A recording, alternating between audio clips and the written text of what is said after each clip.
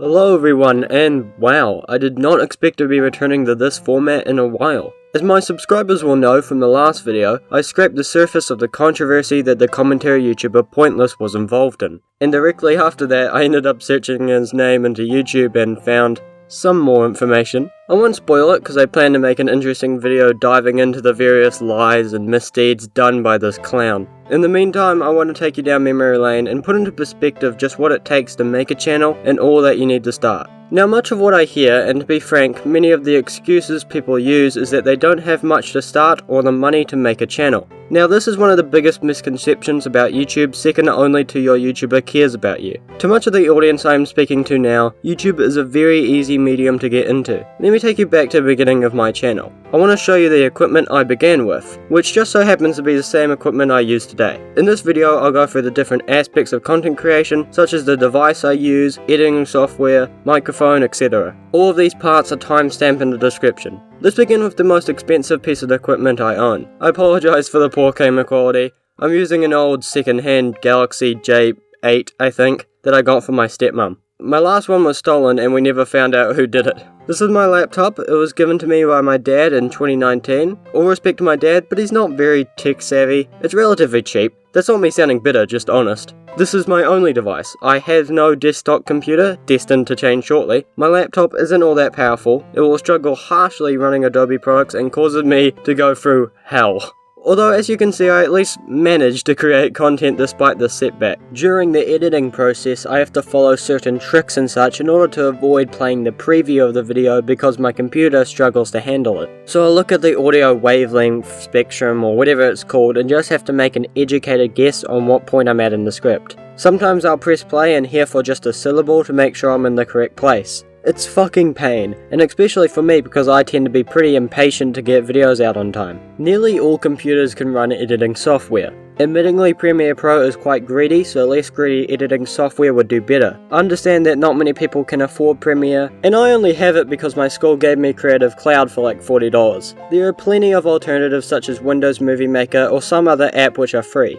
I would look into alternatives yourself if you are short on cash. My first purchase I asked for was my microphone. Here it is, it hasn't changed since I got it. It's the good old Blue Snowball Ice. Being honest with Blue Snowball Ice and the regular Snowball, there really isn't that much quality difference. You're only paying extra for that regular Snowball if you want that omnidirectional specification. Otherwise you don't need to stress it over too much. I am looking to change this eventually. That'll be after I can sort out the new computer cause yikes. Not sure when the computer will be done, but the microphone I'm hoping I might get in July. Don't take my word on that, but I'll try my best. I don't have any sound paneling, but here's a little trick I do.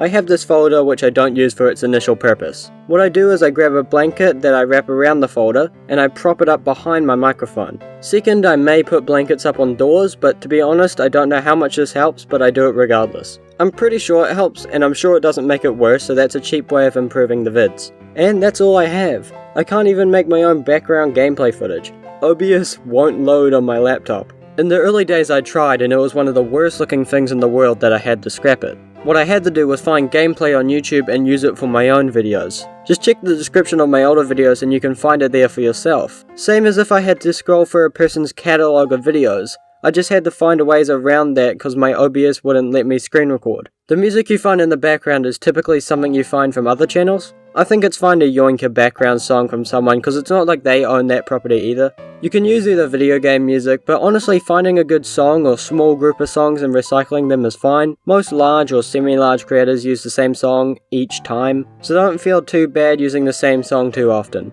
I will say that using the wrong song at the wrong time can lead to an issue.